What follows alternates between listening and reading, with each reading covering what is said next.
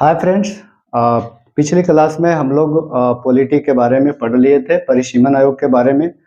और नया जो टॉपिक है ये आपका है लोकपाल और लोकायुक्त विधेयक 2013। पहली बार भारतीय संसद की बात करें तो लोकपाल के बारे में जो पेश किया गया था विधेयक, याद रखना है 1968 ईस्वी में पेश हुआ था। 1968 ईस्वी में, ये याद रखना है। 2013 में पेश किया गया और 2014 से लागू किया गया। ठीक है।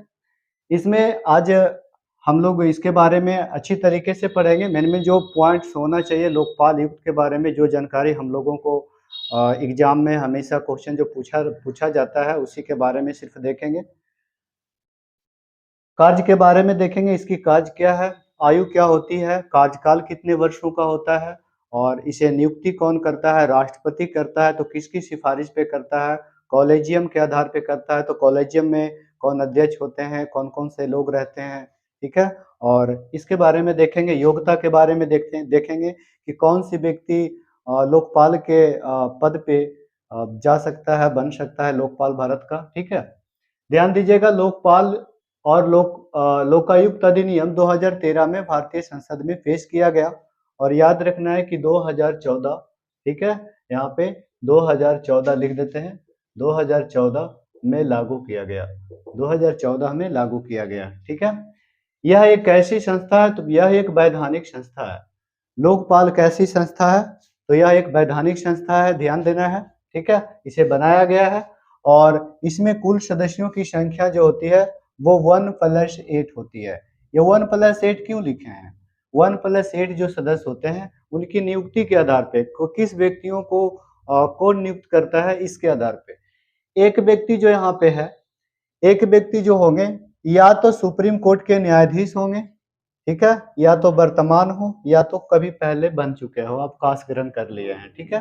ये ध्यान देना है। तो सुप्रीम कोर्ट के न्यायाधीश हो सकते हैं, पूर्व या वर्तमान।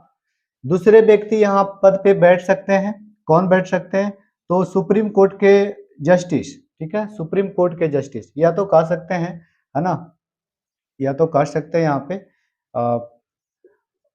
Court justice of India. ठीक है, ये बैठ सकते हैं। ये तो पूर्व होना चाहिए या तो वर्तमान।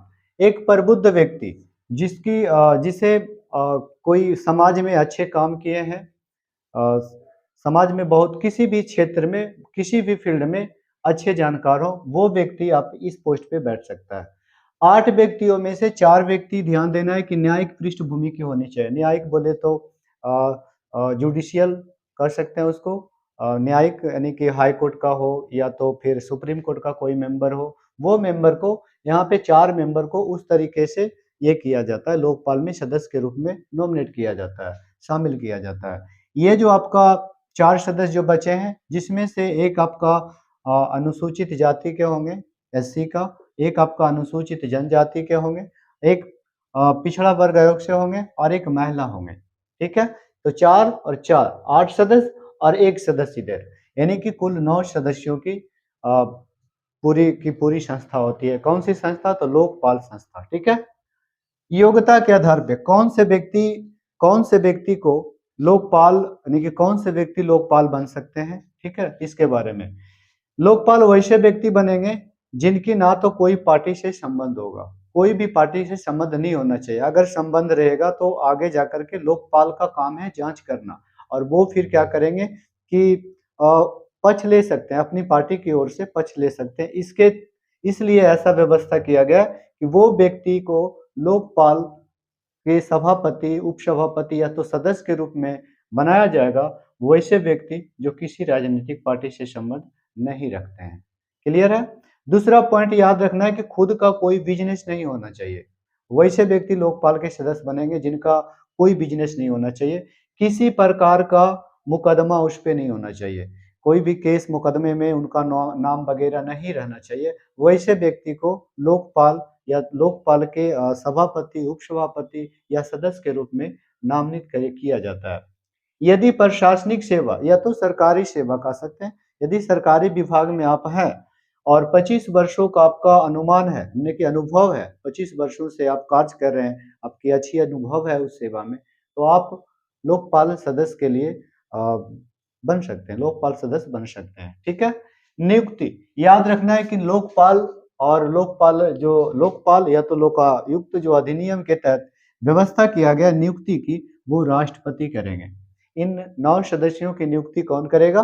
तो राष्ट्रपति करेंगे, लेकिन ये कॉलेजियम में जो व्यक्ति है इनकी सिफारिश पे, ठीक है, इनकी सिफारिश पे करेंगे। याद रखिएगा कॉलेजियम में इनमें जो संख्या होती है वो 5 व्यक्ति होते हैं। यहाँ पे ध्यान देना है कितने व्यक्ति होते हैं? तो 5 व्यक्ति होते हैं। एक प्रधानमंत्री जो इस कॉलेजियम की अध्यक्षता करता है, ठीक है, एक प्रधानमंत्री, कोर्ट जस्टिस ऑफ इंडिया बोल सकते हैं, सुप्रीम कोर्ट के मुख्य न्यायाधीश, लोकसभा का विपक्ष का नेता भी होगा और एक लोकसभा अध्यक्ष, एक प्रबुद्ध व्यक्ति। फिर यहाँ पे प्रबुद्ध व्यक्ति वही व्यक्ति जो किसी भी फील्ड में कोई विशेष कार्य किया हो। जैसे हम लोग पढ़ चुके थे कि ये जो एक सदस्य के रूप में जो नामित किया जाएगा, जिसका सिफारिश करेगी कॉलेजियम लोग, ठीक है, एक कॉलेजियम के द्वारा जो सिफारिश किया जाएगा राष्ट्रपति से, ये जो एक व्यक्ति को जो सिफारिश करेंगे वो ऐसे व्यक्ति होंगे जो प्रबुद्ध व्यक्ति हो, या तो कह सकते हैं कि सुप्रीम कोर्ट के मुख्य न्यायाधीश हो, पूर्व या वर्तमान, या तो सुप्रीम कोर्ट के न्यायाधीश भी हो सकते हैं। वैसे व्यक्ति को यहाँ पे ये किया जाता है। तो कॉलेजियम में याद रखना है कि लोकपाल या तो लोकपाल युक्त अधिनियम जो पारित किया गया, इसमें कॉलेजियम है, इसके कॉलेजियम जो है, कॉलेजियम में कौन कौन से लोग रहते हैं? तो प्रधानमंत्री, कोर्ट जस्टिस ऑफ इंडिया हो जाएंगे, लोकसभा के विपक्ष के नेता और लोकसभा के अध्यक्ष, और एक आपका प्रबुद्ध व्यक्ति जो किसी भी फील्ड में समाज में अच्छे कार्य किए हों, ठीक है। आयु की याद रखिएगा, हम लोग जितना भी पीछे क्लास में पढ़े थे ऑफलाइन क्लास में, तो आयु इसमें 30 वर्ष, विधानसभा का 30 वर्ष, लोकसभा का विधानसभा का 25 वर्ष, लोकसभा का 25 वर्ष, ठीक है। राज्यसभा के बारे में पढ़े 30 वर्ष, सभी का 30, 25, 21 ऐसे, अगर 21 तो अभी नहीं पढ़े क्योंकि हम लोग अब जब पढ़ेंगे आपका पंचायती राज व्यवस्था, तो उसमें फिर देखा जाएगा कि 21 वर्ष न्यूनतम आयु होनी चाहिए पंचायती राज व्यवस्था में।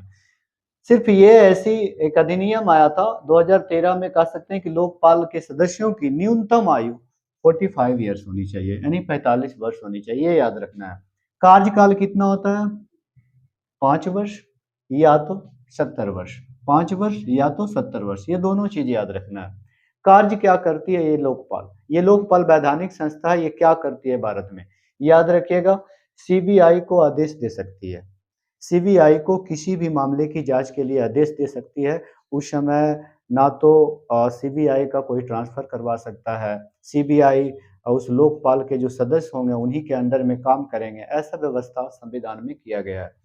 भारत सरकार के सभी मंत्री कहने का मतलब मेरा है कि संसद की जो 2 सदन है उनका टोटल मंत्री, और विधानमंडल जो हम लोग राज्य में पढ़ते हैं, ठीक है, विधान परिषद और विधानसभा के सभी सदस्यों का जांच, सभी सदस्यों कर्मचारियों की जांच वगैरह करने का अधिकार ये लोकपाल सदस्यों का होता है, ठीक है। संसदीय समिति, बहुत सारी संसदीय समिति हम लोग पढ़े थे, जितनी भी संसदीय समिति हम पढ़ा चुके हैं, वो सभी संसदीय समिति जो संसद के द्वारा निर्माण किया गया है, वो सभी संसदीय समिति के कार्यकर्ता जो होंगे, ठीक है, उनकी जांच की जा सकती है, ठीक है, उनकी जांच कर सकते हैं। और कुछ मामलों में प्रधानमंत्री की भी जांच होती है लोकपाल के द्वारा। तो बोलिएगा कि सर यहाँ पे कुछ मामलों में प्रधानमंत्री की जांच होती है, तो कौन सी मामले जिसकी जांच नहीं कर सकते हैं? तो याद रखना है कि जैसे अंतरिक्ष विभाग का कोई मामला हो, परमाणु विभाग का कोई मामला हो, विदेश देशों के सुरक्षा के संबंध में कोई मामला हो, तो इन मामलों की जांच लोकपाल नहीं कर सकते। बाकी लगभग कह सकते हैं, या तो कुछ कह सकते हैं, कुछ मामलों की जांच, कुछ याद रखिएगा कि कुछ मामलों की जांच करता है कौन? लोकपाल युक्त, बाकी मामलों की जांच नहीं करता है। याद रखिएगा, इसे अच्छी तरीके से आप लोग नोट करें, याद करें, ठीक है। और नेक्स्ट आपका जो आयोग है, उस नेक्स्ट आयोग के बारे में भी कोशिश करेंगे कि वीडियो डाल दें।